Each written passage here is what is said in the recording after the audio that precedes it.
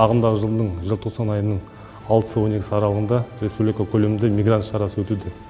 Осы бағытта Қаратау ауданы бойынша жалпы 63 шетел азаматы Қаратау полиция басқармасына жеткізілді.